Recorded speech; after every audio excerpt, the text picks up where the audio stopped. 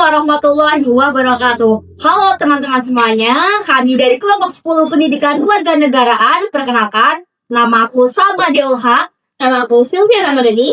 Aku Alvira Kolsiana. Hari ini kita akan berbincang-bincang nih dengan teman-teman soal topik aspek sosial dalam ketahanan nasional. Nah, teman-teman, yuk kita simak pembicaraan dan diskusi dari kita.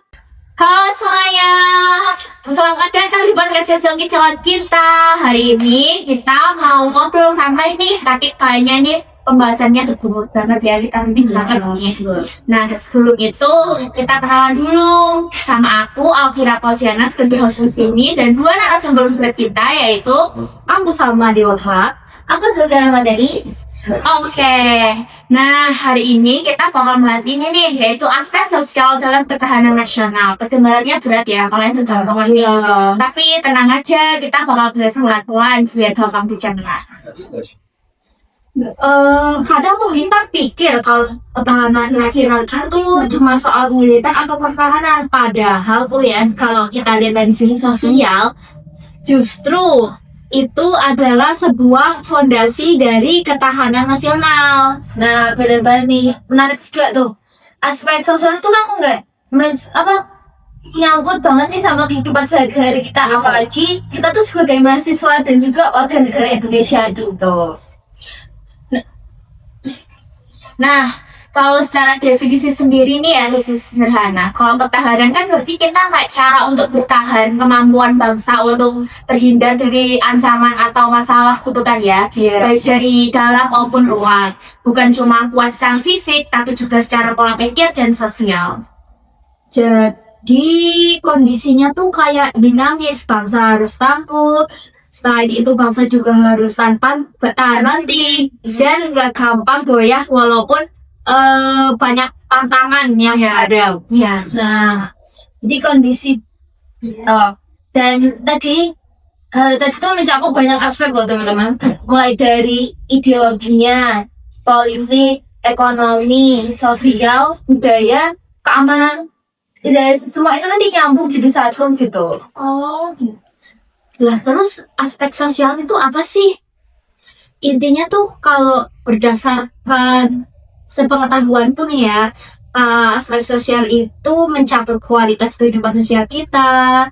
Apakah masyarakatnya bisa saling percaya, saling toleransi satu sama lain, ataupun mau bekerja sama.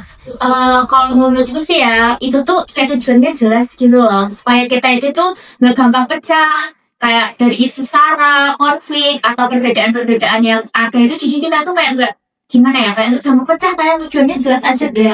Benar. Nah kalau kohesi sosial yang kita kuat gitu, bangsa itu kan jadi bakal lebih stabil ya. Dan kalau semisal sosialnya itu rapuh, otomatis gampang banget buat diprovokasi. Iya nggak sih, gampang banget diprovokasi kalau misalnya bangsa kita tuh rapuh. Iya, gampang banget kan kayak masalah tuh masuk gitu kan ya. Nah, biar kebayang tuh aspek sosial itu berdiri di atas beberapa unsur sih menurut gue ya. Pertama itu ada kesejahteraan sosial. Masyarakat tuh harus punya akses pendidikan, kesehatan, pekerjaan gitu. Jadi biar bisa menunjang semuanya gitu sih menurutku. Kalau menurut aku tuh dari keadilan sosial ya.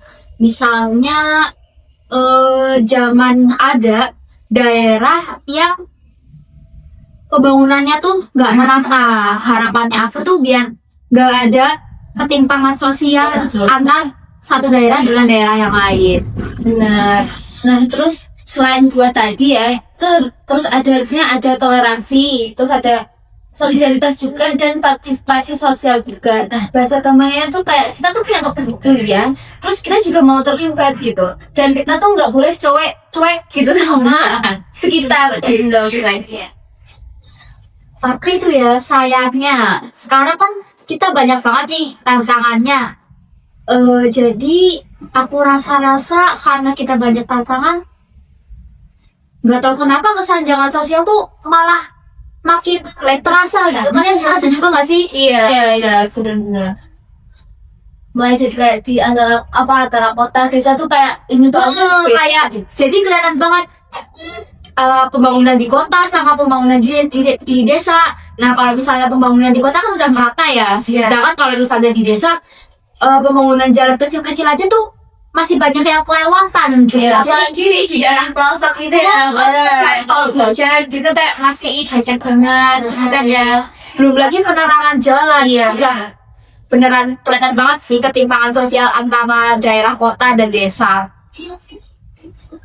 Nah, belum lagi juga dari individualisme gitu. Apalagi kan sekarang zaman udah semakin modern ya. Betul. Orang-orang tuh pasti bawa selalu punya ponsel kan. Setiap orang pasti punya ponsel dan kita tuh aksesnya udah semakin luas jadinya, dan kebutuhan kita akan ponsel tuh banyak gitu ya. Semakin butuh gitu. Dan iya sih, kayak menurutku konflik berbasis sara itu kayak sering terjadi kan, kayak yang dibilang Sylvia tadi ya, kayak kita tuh dari ponsel gitu aja kayak kita buka tuh beritanya tuh kayak banyak banget. Tuh ya kayak kita tergantung diri kita sendiri kayak bisa nyari berita itu masuknya tuh hoax atau beneran atau apa tuh kan tuh sulit banget kan ya. Betul. Kalau kayak gitu tuh kayak semakin kayak nambah suasana aja nggak sih, padahal kayak sebenarnya akun tersebut kayak biasa aja, tapi kayak gara-gara berita tadi kayak akunnya tuh semakin panas. Iya, malah bikin keributan dan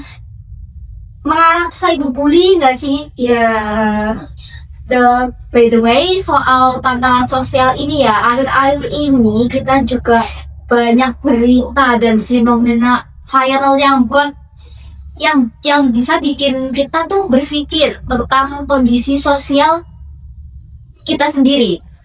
ya contohnya nih aku pernah lihat juga di berita gitu, ada kayak polarisasi di sosial media gitu. Beberapa waktu lalu tuh ada timeline yang penuh banget sama debat panas. Kan kemarin tuh sempat ada tahun kemarin ya kayak beberapa waktu lalu itu kan ada isu politik gitu. Jadi sampai banyak banget orang yang saling blokir cuman gara-gara beda pendapat gitu. Nah itu nyata banget.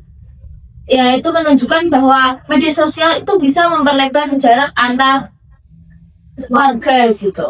Gara-gara perbedaan pendapat bisa bikin kita berpecah belah gitu. Nah, Ada juga kasus perundungan pelajar di beberapa sekolah itu yang viral ya.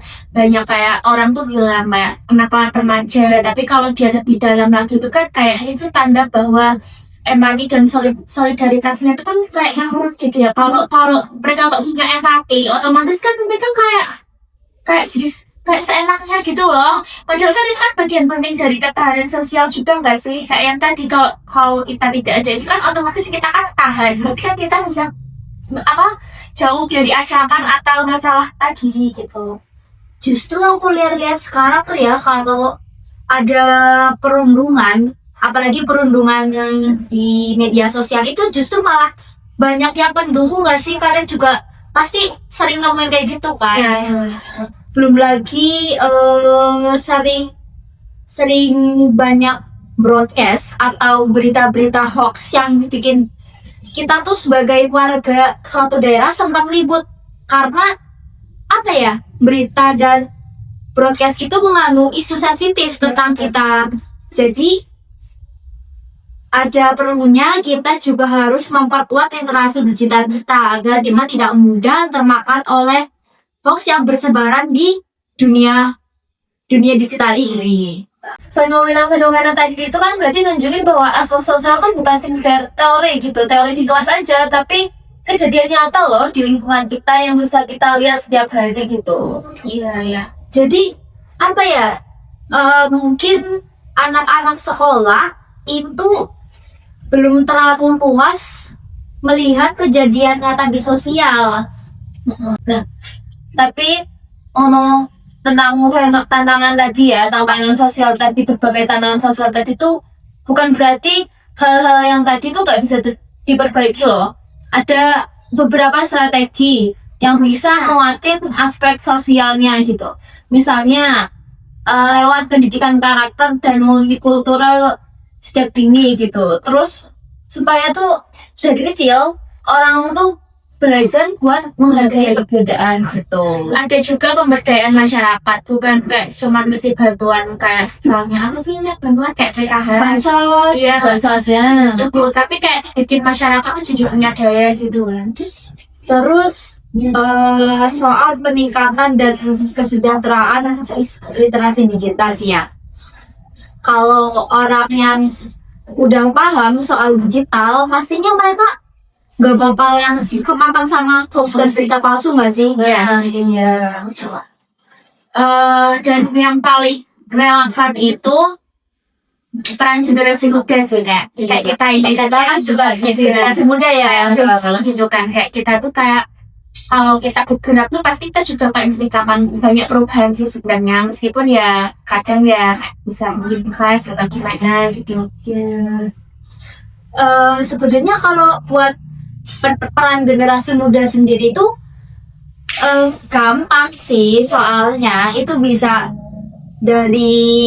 dari awal kitanya udah aware soal literasi digital, terus habis itu juga kita ikut volunteer dan gerakan sosial, itu bisa jadi cara kita untuk memulai perubahan itu. Nah, bener tuh. Atau mungkin bisa nih kita buat inovasi sosial, misalnya ya kita sebagai generasi muda gitu, kita yang udah melek teknologi, kita bikin aplikasi pelaporan sosial gitu kayak, atau mungkin komunitas baca gitu. Iya. Terus mungkin ada gerakan donasi, mentoring, dan banyak lagi gitu.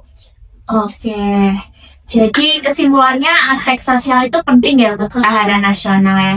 Jadi masyarakatnya itu cenderungnya tuh kayak solid, adil, saling percaya. Jadi kan kayak lebih kuat negara itu bisa kuat karena kita nggak gampang terpecah belah. Iya, betul. Dan semua hal itu bisa dilakukan dari hal kecil, termasuk dari diri kita sendiri. Kalau nggak dari diri kita sendiri, siapa lagi yang akan mulai ya kan? Nah, semoga tadi obrolan kita itu ngebantu kita paham ya bahwa sisi sosial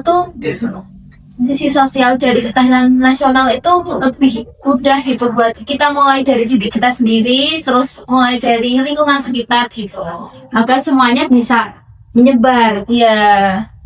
Oke, kayaknya perbincangan kita ini seru banget ya sampai nggak tahu waktu ya, tapi kayak seru ya.